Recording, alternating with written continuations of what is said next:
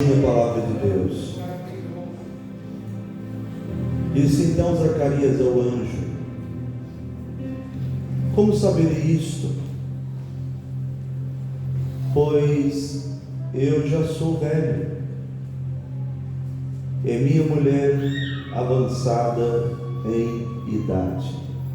Senhor, obrigado por estarmos na sua casa, sendo aceitos por Ti, por meio da misericórdia e do amor revelado em Jesus Cristo, nosso Salvador.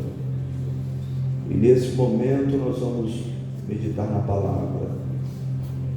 E eu peço que o Senhor fale aos nossos corações, em nome de Jesus, teu Filho. Amém. Pode se sentar.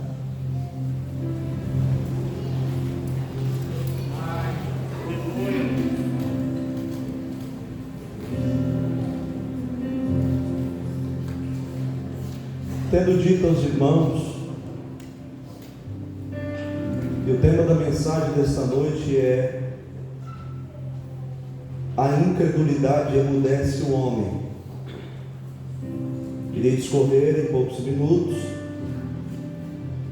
todo o contexto bíblico daquilo que Deus, por sua vez, colocou no meu coração a ministrar aos corações dos irmãos que estão presentes e os que estão fisicamente ausentes, mas estão nos acompanhando por através da internet. O versículo que li é uma resposta um tanto que, gramaticamente falando, não parece ser afrontosa, mas hermeneuticamente falando, trata-se de uma palavra de um sacerdote que, de alguma forma, por mais que ele queira ser educado, ele está afrontando o anjo que Deus envia para falar com ele a respeito de uma grande e eminente profecia. O anjo Gabriel, que é considerado, nos termos teológicos, como o anjo da função da mensagem, embora ele tenha esse cargo, essa função, há raríssimas vezes que ele aparece vindo até a terra para trazer uma notícia para alguém. Dentre essas raríssimas vezes, aqui está uma delas. Quando Gabriel sai dos céus para vir até a terra, para falar com um sacerdote, por nome de Zacarias, que ele iria ser pai, e não ia ser um pai de alguém anônimo, mas seria pai de um homem que seria um grande profeta, talvez um dos maiores profetas da Bíblia, depois de nosso Senhor e Salvador Jesus Cristo. Até porque Zacarias seria pai do último profeta da Bíblia, que iria profetizar antes de Jesus. Zacarias seria pai de um profeta cujo o anjo Gabriel diz que ele deveria ser chamado João. Na verdade, o propósito de Deus com a vida de Zacarias era um propósito que iria se cumprir na vida de seu filho, chamado por nome de João. Como Zacarias era um judeu, após o 8º dia, a criança nascida devido ao pacto abraâmico, deveria passar pelo pacto da circuncisão, aonde os pais pegavam uma faca de pedra e cortavam o prepúcio que cobre a glande do órgão genital do homem, e tiravam o excesso de carne, chamada aliança da circuncisão.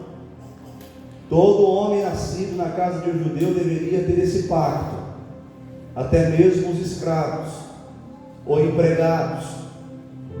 E quando João vai nascer segundo a cultura judaica, passaria por esse mesmo procedimento, e ali também passaria pela cerimônia chamada Brit Milá em hebraico, que é justamente aonde um pai judeu dava o nome da sua criança, e esse nome deveria ser o seu próprio nome, no caso aqui deveria ser Zacarias, ou em segundo caso, essa criança receberia o nome de algum parente que havia morrido em homenagem à sua pessoa.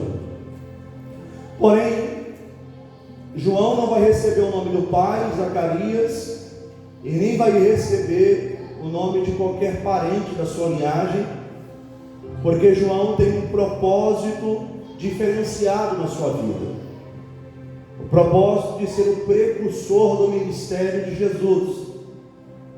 João vai ser o responsável para profetizar, preparar o caminho para que a chegada do Messias seja aceita por aqueles que haviam recebido a promessa de Deus através de Abraão.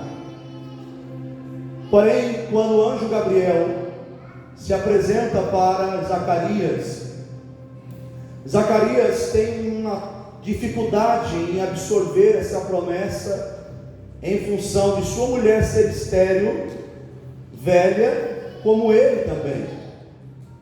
Mas a promessa da chegada do Messias era indubitável, porque o primeiro a profetizar a chegada do Messias foi o próprio Deus. Quando os irmãos abrem a Bíblia, no livro do Gênesis, no capítulo 13, o versículo 15, Deus diz que da semente da mulher iria nascer um que iria esmagar a cabeça da serpente. Deus é quem faz essa promessa. A primeira voz profética a respeito da chegada do Messias não é profetizada pela boca de nenhum homem, é profetizada pela boca do próprio Deus. Quando o diabo leva Adão e Eva ao prejuízo humano, Deus diz que da semente da mulher iria nascer um que iria esmagar a cabeça da serpente. Então, o precedente profético para a chegada do Messias é estabelecido aqui, no livro do Gênesis, capítulo 3, versículo 15. Deus é quem faz essa promessa. Dando essa ideia deste cumprimento profético, Deus levanta muitos profetas até chegarmos em João para profetizar acerca de conserto de Deus com Israel. E muitos desses profetas também profetizam a respeito da chegada do Messias. Isaías é o que mais profetiza, mas todos os profetas, tanto maiores como menores, eles profetizam a respeito da chegada do Messias, porque Deus havia dito que ele iria chegar, e ele ia esmagar a cabeça da serpente.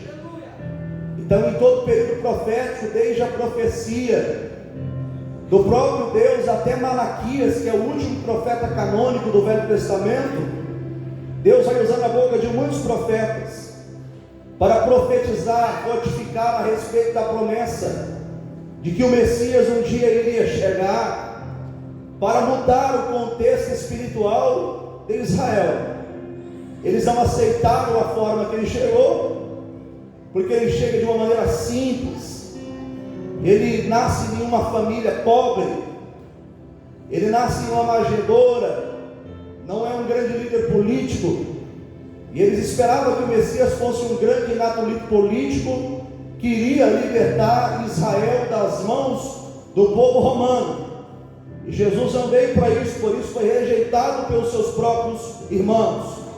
Os judeus rejeitaram a Cristo, e todos nós que o recebemos também tivemos o direito de sermos chamados filhos de Deus. Nisto nós nos tornamos o novo Israel de Deus. Somos considerados o sacerdócio real de Deus na terra. A Bíblia vai mostrando que as profecias são ditas, os profetas vão anunciando a chegada do Messias, vão falando que ele vai vir, porque o próprio Deus, no Gênesis 3 e versículo 15, havia profetizado. Mas quando nós chegamos em Malaquias, que é o último profeta do Antigo Testamento, Deus dá um time, ou seja, um tempo, dali até o Novo Testamento, que vai durar aproximadamente, que é considerado teologicamente um período interbíblico, 400 anos. Deus não vai falar com o homem. Houve algumas profecias que são considerados os livros apócrifos, porque aquele período era o período do silêncio de Deus. Deus não vai falar com o homem. Então, de Malaquias até João Batista, Deus fica 400 anos sem falar com o homem. O povo sente saudade da voz de Deus. O povo sente saudade da erudição profética, porque não há quem fale com eles em nome de Deus. Não há autenticidade profética, não há fervor profético. Há um silêncio extremo de Deus, e os homens não conseguem captar em nenhum lugar, nem mesmo na natureza, a voz de Deus, justamente por sua incredulidade. Eu já vi isso aqui hoje. Eu estou ministrando no tema: a incredulidade emudece o homem. Os profetas profetizam, eles não ouvem por causa de suas incredulidades. Então Deus fica 400 anos sem falar com o homem. Após passar o período de 400 anos, Deus agora faz cumprir a profecia de Isaías, quando disse que João Batista seria a voz daquele que iria clamar no deserto. João Batista precisa nascer para preparar de uma vez por todas o coração do povo para receber o Messias.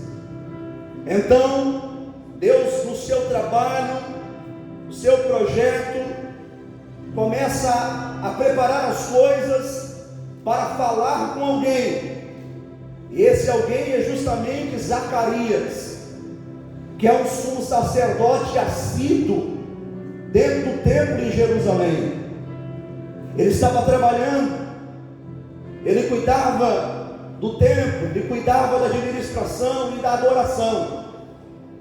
Então Zacarias, ele era um sumo sacerdote importante, embora houvesse aproximadamente entre 20 mil a 24 mil sacerdotes nos dias de Zacarias, e cada um tinha sua função específica. A função específica de Zacarias era administrar o templo. A função específica de Zacarias era de cuidar do templo e preparar a adoração do povo a Deus. Então ele era um homem crente, ele era um homem espiritual, porque ele cuidava da adoração.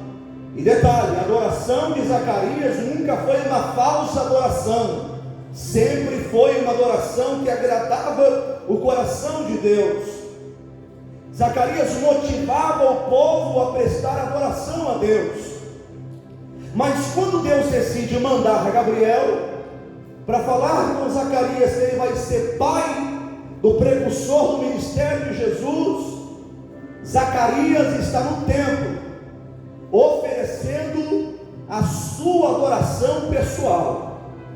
E quando ele está oferecendo a sua adoração pessoal, o anjo Gabriel chega até ele e conversa com ele, dizendo para ele que ele vai ser pai no precursor do ministério de Jesus.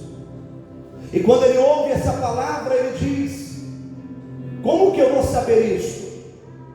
Pois eu já sou velho, e pior do que isso, a minha mulher é avançada em idade. E além de tudo isso, ela também é estéril. Ele demonstra uma incredulidade na promessa. Agora o que Deus me fez chamar a atenção é que ele estava dentro do templo, preste atenção, ele estava dentro do templo, preparando o coração do povo para a adoração a Deus, e naquele momento ele vai oferecer a sua adoração pessoal. E quando ele vai oferecer a sua adoração pessoal, ele recebe um anjo de Deus que estava diante do trono de Deus. Você não entendeu? Eu vou explicar melhor. Ele está adorando a Deus, está preparando o coração do povo para adoração ao Deus vivo. E Deus olha para Gabriel. Gabriel não era um anjo intermediário. Ele diz: eu assisto diante do trono de Deus. Isso é uma exceção muito grande. Gabriel assiste diante do trono de Deus. Então Gabriel não era um intermediário. Ninguém veio dizer para Gabriel: olha, Deus mandou te dizer que é para você ir lá na terra e falar com fulano de tal. Não, ele assistiu diante do trono de Deus. Então foi o próprio Deus que falou com ele. Se Gabriel está diante do trono de Deus, imagine a glória que está visivelmente no anjo Gabriel. Que Gabriel apareceu poucas vezes. Ele apareceu na Bíblia para falar com Maria, que era prima de Isabel. Gabriel apareceu na Bíblia para falar com João Batista. Apareceu para poder falar com Daniel poucas vezes. Ele assiste diante do trono de Deus. Então toda a glória que reflete o trono de Deus reflete no rosto de Gabriel. E quando Gabriel desce do trono de Deus para falar com Zacarias, Gabriel vem em nome de Deus e ele olha para Zacarias e diz: Zacarias, eu assisto diante do trono de Deus, e Deus mandou eu vir falar com você. E o que ele mandou eu dizer para você é: ele ouviu a tua oração. Então nós entendemos, hermeneuticamente falando, que era o sonho de Zacarias ser pai. Ele queria ter um filho, mas não podia porque era velho, a sua mulher também era velha e era estéril. Ele pede tanto na sua oferta pessoal, e vinha alguém falar com ele que tem credibilidade. Quem estava falando com ele era o anjo Gabriel. Quem estava falando com ele era o anjo que estava diante do trono de Deus. Não era alguém que estava inventando conversa para boi dormir, não. Eu sei, porque nunca vi boi dormir com história. Mas isso quer dizer que quando alguém vem com conversa para boi dormir, você não acredita, porque não é verdade. Mas ele vem diante de Zacarias e diz assim: Zacarias, eu estou diante do trono de Deus, e ele mandou eu descer aqui para falar contigo, e ele ouviu tua oração. Ele manda dizer para você que você vai ser pai, e não vai ser pai de qualquer pessoa, você vai ser pai do maior profeta de todos os tempos. Olha, o anjo disse para ele assim: eu assisto diante do trono de Deus, e você vai ser pai de um menino, e o nome dele vai ser João. E sabe de uma coisa, Zacarias, você se lembra de Elias, o maior profeta de todos os tempos, aquele que orou e caiu fogo do céu, aquele que orou e desceu chuva e fez o céu cessar? É esse aí. Então ele vai receber o mesmo espírito que estava sobre Elias. Ele vai ser um profeta diferente, e Deus mandou eu vir dizer aqui para você que esse era o sonho de Zacarias. Mas quando o anjo falou com ele, ele não conseguiu receber a promessa, porque ele estava dentro do templo, estava cultuando a Deus. Aí o anjo aparece para ele e diz assim: olha, Deus mandou eu te dizer, e eu não ouvi de ninguém não, sabe? Essas conversas de corredor aí, mais ou menos, que você deve desconfiar. Não, eu ouvi da boca de Deus. Deus mandou eu vir aqui para te dizer que você vai ser pai, e o nome dele vai ser João, porque Deus tem um projeto na vida dele. Quando ele ouve isso, ele olha para o anjo, no capítulo 1, versículo de número 18, ele olha e diz: mas como vai ser isto? Exemplo, muitas pessoas vêm na igreja, estão aqui adorando a Deus, estão vivendo um caos da vida, e Deus está falando que Ele pode fazer algo extraordinário na sua vida, e você está adorando. Na hora que o irmão Brinco tocou aqui o sax dele, o grupo de louvor cantou, você chorou, você sentiu a presença de Deus, e Deus está dizendo para você através da palavra dele, porque em Hebreus diz que Deus só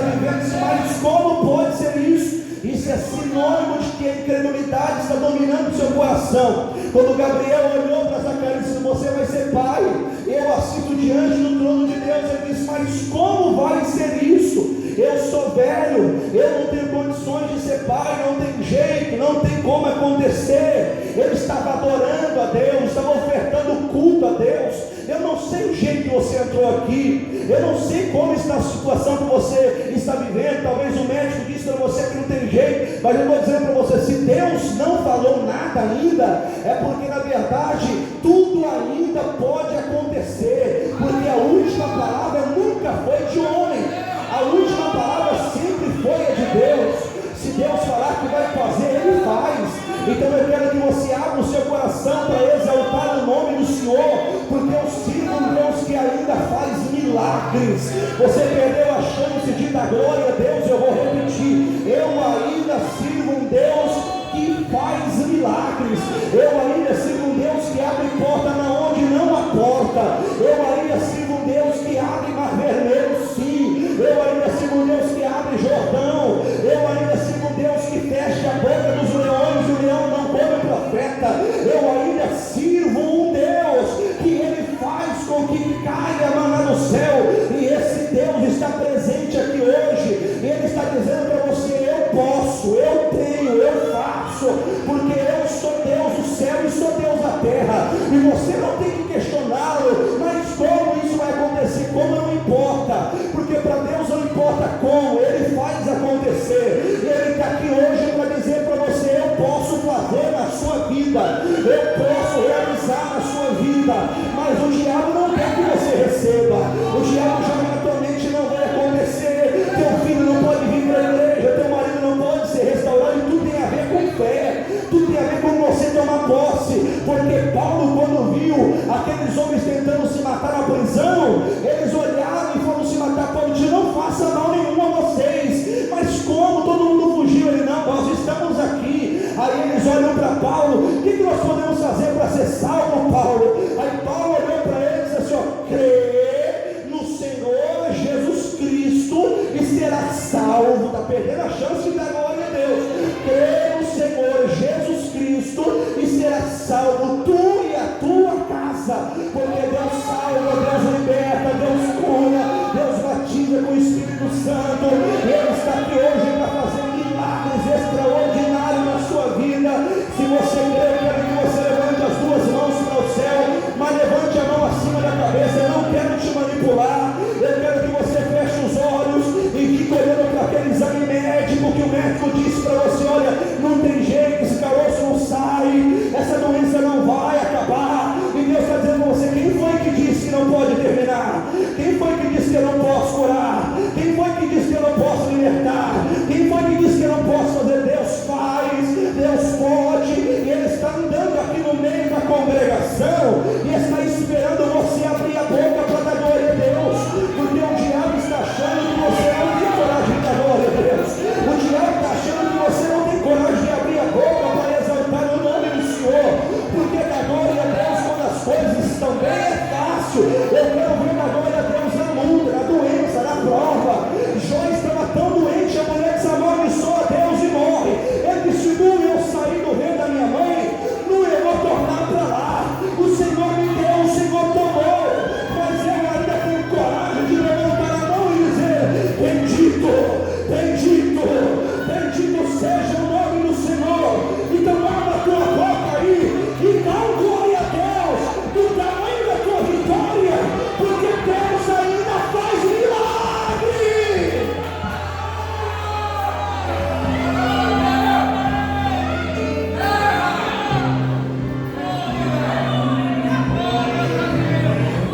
Nós nunca vivemos um período, eu já estou terminando,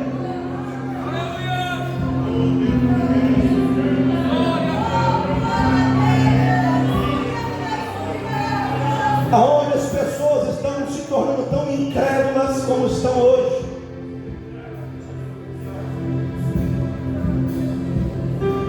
Vem para a igreja, toma ceia, dá o dízimo, dá a oferta, mas são incrédulas. Elas não acreditam no poder de Deus. elas não acreditam na autoridade suprema de Deus, capacidade que Deus tem de trazer à existência aquilo que não existe. E cada tempo que passa, essas pessoas vão perdendo a vitalidade espiritual. Eu vou repetir para você entender. Essas pessoas vão perdendo a vitalidade espiritual por causa da incredulidade. E o que seria isso, pastor? Elas perdem o fervor do culto. E o tema da mensagem hoje é: a incredulidade emudece o homem. Porque o fato de você não crer, isso não significa que Deus não vai fazer. Eu vou repetir, isso é forte. Que o fato de você não crer, isso não significa que Deus não vai fazer. Porque Deus não precisa da sua gentileza para fazer o milagre. Ele faz porque Ele é Deus. Mas as pessoas estão tão incrédulas na igreja e vão perdendo a vitalidade espiritual que elas não conseguem adorar a Deus mais na igreja. Perceba que Zacarias estava adorando, mas quando ele se mostra incrédulo, a sua adoração foi quebrada na hora. A sua adoração foi frustrada na hora, por causa de sua incredulidade. E tem muita gente na igreja que está incrédula, não consegue mais adorar a Deus, está rompido, está quebrado o teu altar da adoração, por causa dos seus problemas.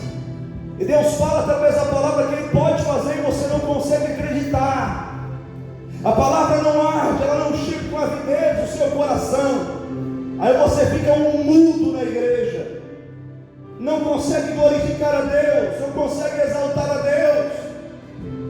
Como duvidar? Eu vou dizer algo aqui que Deus ministrou no meu coração.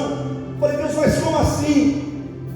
Deus falou para assim: como que Zacarias, sendo um judeu, poderia duvidar que sua mulher ia ser mãe só porque ela estava estéril? Eu disse assim: como assim, Deus?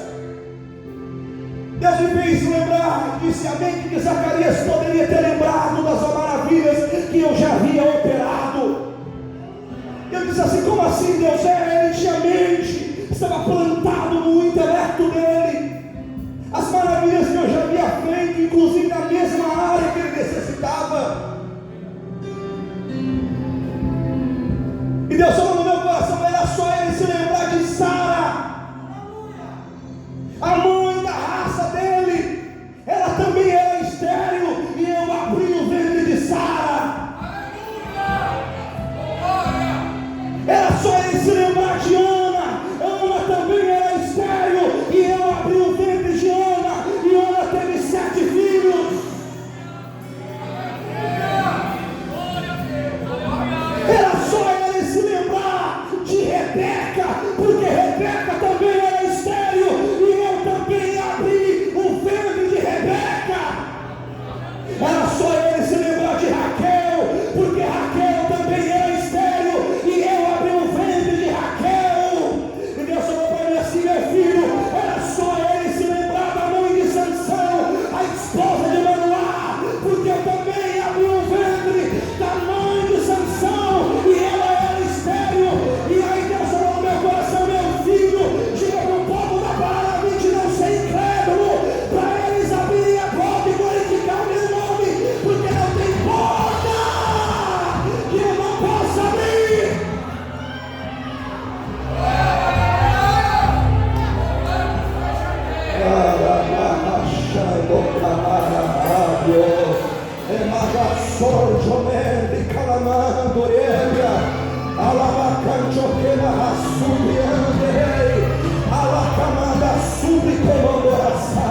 Eu estou sentindo uma glória de Deus tremenda aqui. E eu quero que você feche os seus olhos nesse momento, porque eu vou te dar 40 segundos para adorar a Deus.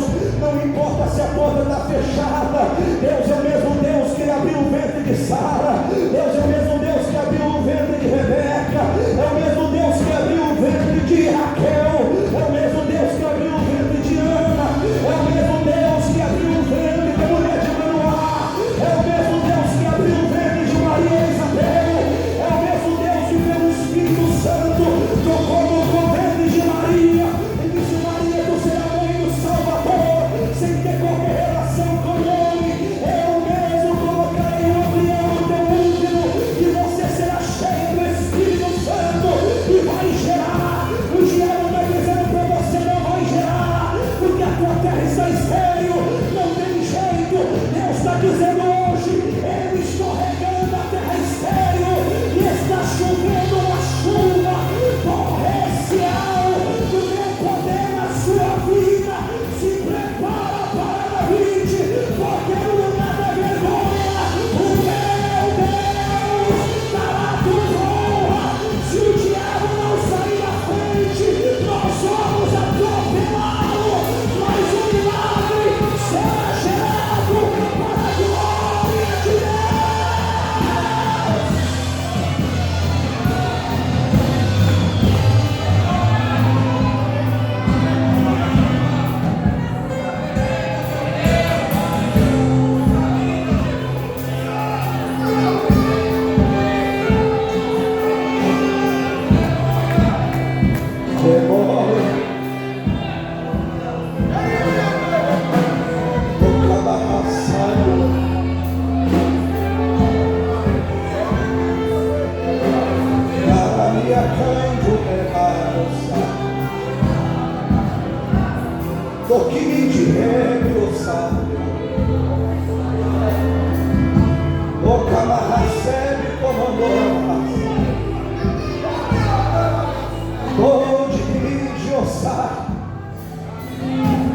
Domingo passado eu estava aqui.